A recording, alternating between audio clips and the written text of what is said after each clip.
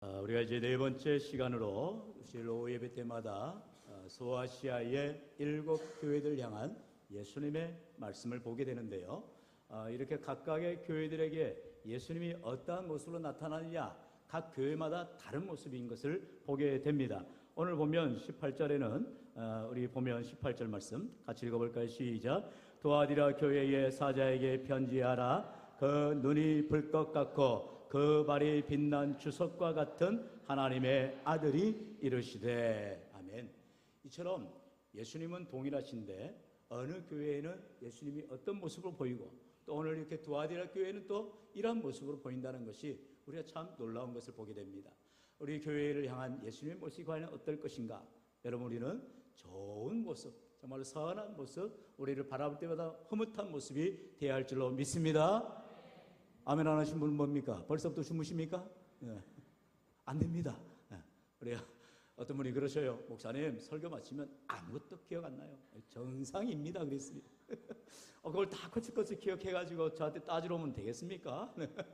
네. 그러나 설교 시간에는 설교자와 청중이 눈과 눈을 마주치면서 또한 말씀을 전하고 들을 때에 아멘 하면서 아멘 안 할래요? 할렐루야! 그러면서 하나님께 함께 예배하여 영광 돌려야 할 줄로 믿습니다.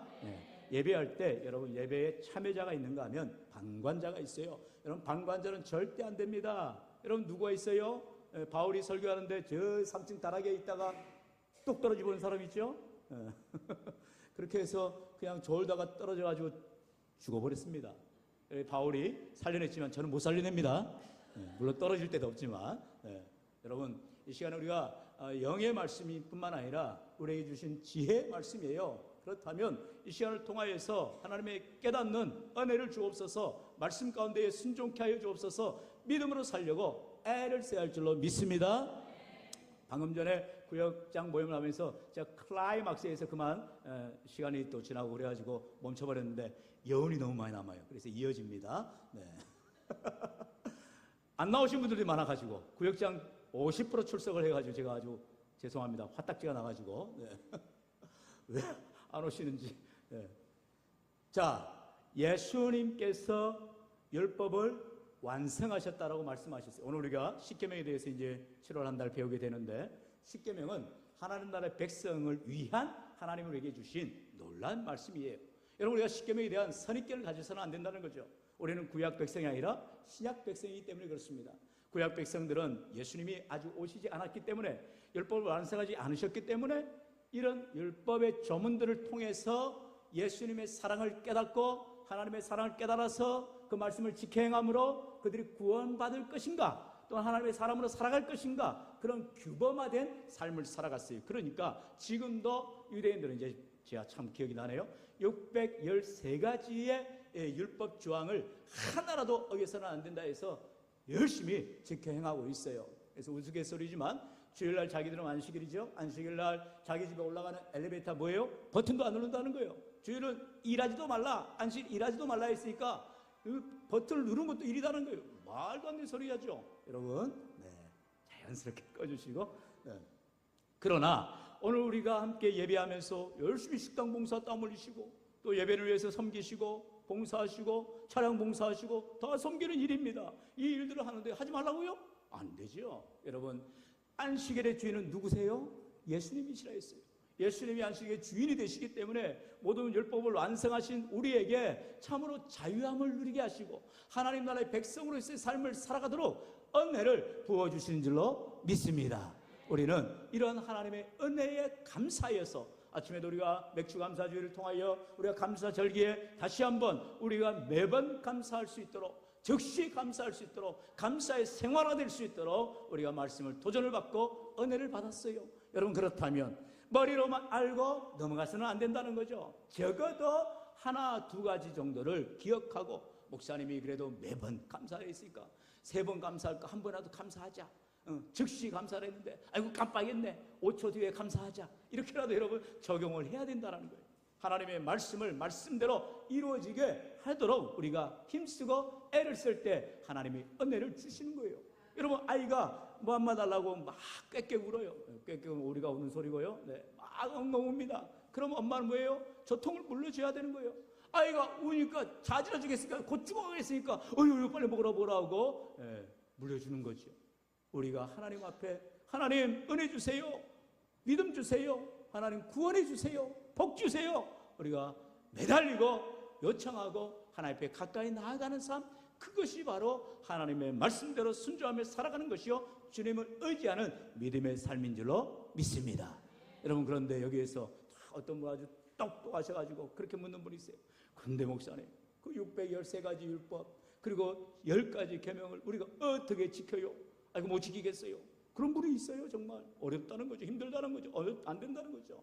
그런데요 여러분, 우리가 이걸 다 지켜서 구원받는다면 이 세상에 어떤 사람도 구원받을 사람이 없는 거지요. 여러분, 그래서 우리가 전도하다 보면 그런 말들을 들을 때가 많아요. 아이고 제가 아직 죄가 많았어. 아이고 제가 아직 술을 아직 안 끊었어. 아이고 제가 아직 연초 담배를 끊지 못했어요. 그러면 끊고 오세요라고 말합니까? 아니에요. 오늘 밤에라도 당신이 죽을 수 있는데 예수 믿어야 구원받는 길이니 지금이라도 주님을 믿고 회개하시고 나오세요. 그렇게 우리는 요청을 해야 되는 것입니다. 할렐루야. 시급성이에요. 언제 내가 술 끊고 담배 끊고 세상에 바른 생활하다가 예수 믿을 일이 없어요. 그리고 그런 사람들은 또 자신들도 교회를 끊어버려요. 내가 술도 끊었는데 담배도 끊었는데 예수님도 못 끊어? 교회도 못 끊어? 여러분, 이러면 안 된다는 거죠. 그렇기 때문에 우리는 언제나 은혜의 삶을 살아가야 되는 거예요. 에베소 2장 8절 9절의 말씀처럼 우리가 은혜에 의하여 믿음으로 말미암아 구원을 받았으니 이것은 우리에게서 난 것이 아니요 하나님의 선물이라 말씀하고 있어요. 선물이 뭐라겠어요? 선물은 내가 원해서 받는 게 아니에요. 하나님이 주고 싶은 사람에게 주고자 하는 것을 주는 게 선물인 것입니다. 우리가 구원받기 위해서 예배 생활하고 믿음 생활하는 것 같았지만 사실은 하나님께서 이미 우리를 부르시고 택하셔서 구원하시기로 작정하신 거예요. 할렐루야. 우리가 장로 교인이라는 것은 바로 여기에 있는 것입니다. 은혜의 사람이라는 거예요. 우리가 노력해서 애를 써서 구원받는 것이 아니라 우리는 이미 구원받기로 작정된 사람이요 하나님의 택한 백성이요. 오늘도 우리 뭐라고 말씀하세요? 18절에 우리에게 이러한 권세, 질그릇을 깨뜨리는 권세, 만국을 다스리는 권세, 심판하는 권세를 우리 주님이 가지셨는데 우리에게도 주신다라는 거예요. 언제? 하늘나라에 가면, 영원한 나라에 가면. 이 땅에서는 아직도 우리가 제한된 삶을 살아가기 때문에 율법을 지켜야 됩니다. 예배를 열심히 드려야 됩니다. 찬송해야 됩니다. 기도해야 됩니다. 그런데 천국 가면 율법 지킬 일이 없어요. 왜요? 거기는 다 구원받은 사람들만 들어가는 곳이기 때문에. 할렐루야. 여러분, 우리가 살아있기 때문에 여러분 밥을 안 먹는데 살아갈 수가 있어요? 여러분, 우리가 때마다 배꼽시계가 계속 울리잖아요. 그러면 열심히 밥을 먹어야 돼요. 건강해야 되니까. 마찬가지 우리가 예수를 믿기 때문에 우리는 예배 생활, 말씀 생활, 기도 생활 늘 열심을 다해서 애를 쓰고 나아가야 되는 것입니다. 그런데요 여러분, 여기에서 또 놀라운 은혜가 있지요.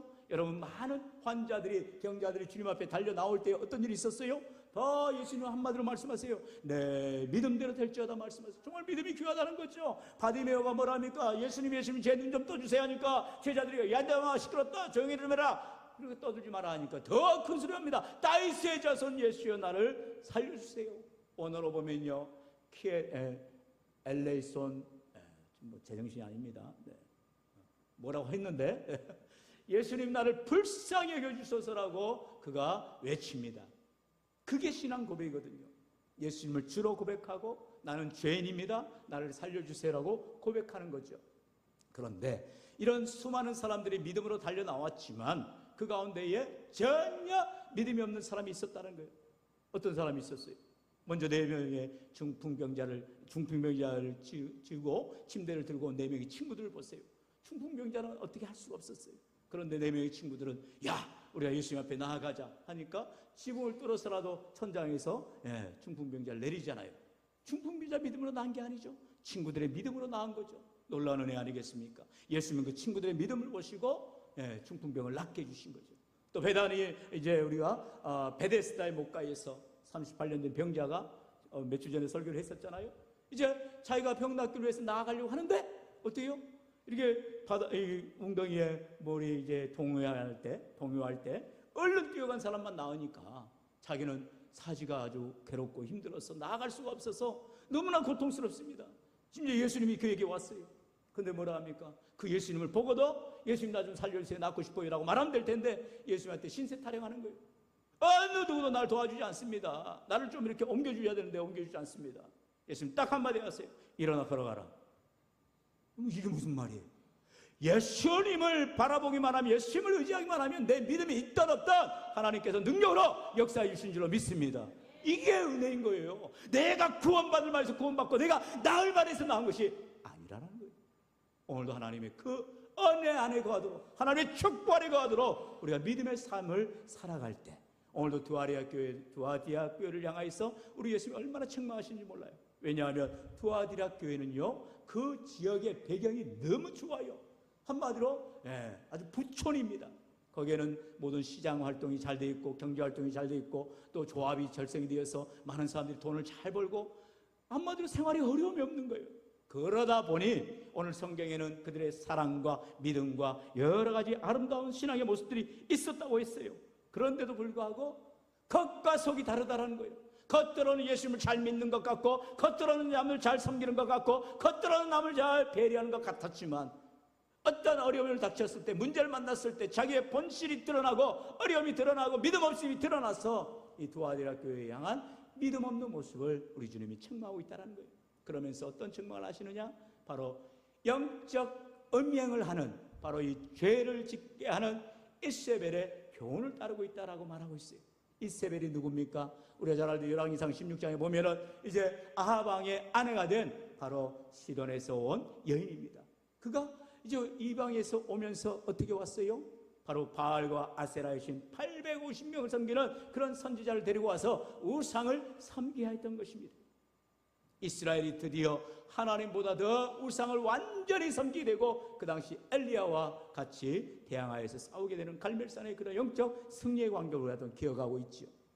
그렇다면 지금 본문에 나오는 이세벨이 그 이세벨이냐? 그건 아니죠. 이건 상징적인 인물을 말합니다. 실존 인물은 아니에요. 그런데 두아디라 교회가 바로 이러한 이세벨과 같은 영적인 언명을 하는 이단에 빠져들었다는 거예요. 여러분, 교회 안에 자칫 잘못하면 이단이 들어올 수 있고요, 우리의 신앙을 조금만 잘못하면 쉽게 신앙생활을 하고 편하게 신앙생활을 하고 하나님의 말씀을 곡해하고 내 멋대로 살아가려고 하는 그런 우리의 죄성이 나타나게 되어 있다는 거 한데요. 여러분, 하나님의 말씀을 분명히 정해놓고 이 말씀대로 살아가라 말씀하세요. 뭐예요? 십계명이에요. 십계명이 뭐라고요? 의무인 것입니다. 하나님의 백성이면 당연히 지켜야 된다는 거예요. 여러분, 우리가 국민의 의무가 있습니다. 교육의 의무, 납세의 의무, 국방의 의무, 하나 더 뭐죠? 네, 아무튼 제가 사회시간에 열심히 공부했는데 아무튼 우리가 헌법에서 주장하는 국민으로서 당연히 해야 될 의무가 있는 거예요. 마찬가지 우리가 하나님 나라의 백성이라면 마땅히 해야 될 의무, 하나님 나라의 백성이면 뭐 해야 되느냐? 하나님 나라의 말씀을 지켜야 된다, 말씀대로 살아야 된다는 거죠. 그게 바로 십계명이라는 거죠. 우리가 하나님 나라의 백성이면, 천국 백성이면 그 말씀대로 살아가는 삶을 살아가도록 애를 쓰라는 거죠. 물론 하나부터 10가지 다 계명을 다 지킬 수는 없을지 몰라요. 어느 한두 가지가 또 어려움이 생길 수가 있고 문제가 생길 수 있어요. 그러면 그때 우리가 하나님 앞에 납작 엎드려서 하나님, 내가 이 죄를 범했네요, 용서해 주세요. 하나님 용서해 주시고 나를 다시 한번 하나님 말씀대로 살도록 도와주세요. 간구할 때 하나님이 은혜를 부어주시는 줄로 믿습니다. 오늘 요한계시록에 바로 이 두아디라 교회가 이러한 문제, 영적인 문제에서 그들이 민감하지를 못한 거예요. 둔감한 거예요.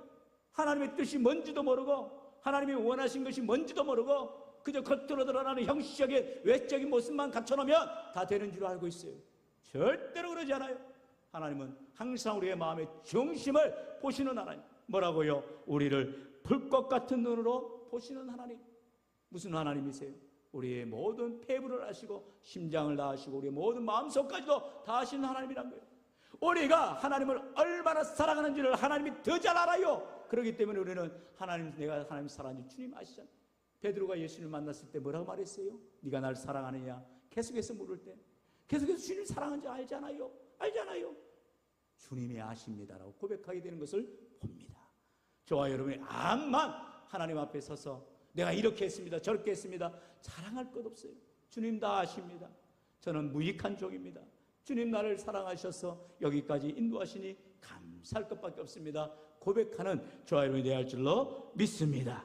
사랑하는 성도 여러분, 오늘도 우리의 삶에 이 에베소 교회, 서머나 교회, 두아디아, 또 지난주에 왔던 버가모 교회 같은 모든 교회들은 과연 우리 교회 안에도 있을 수 있는 이런 문제들이라는 것을 꼭 기억하셨어. 에베소 교회가 처음 사랑을 잃어버렸다 했죠. 그러면서 그 처음 사랑을 회복해야 된다는 것이요.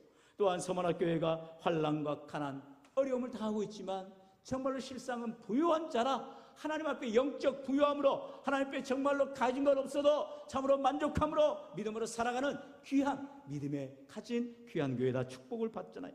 지난주에 왔던 버가모 교회는 이제 발람의 교훈 또한 니골라당의 교훈 이러한 당시의 이단들의 교훈에 빠져가지고 하나님을 바르게 섬기지 못하는 그런 죄성, 특별히 편하게 예수님 믿으면 되지 않아?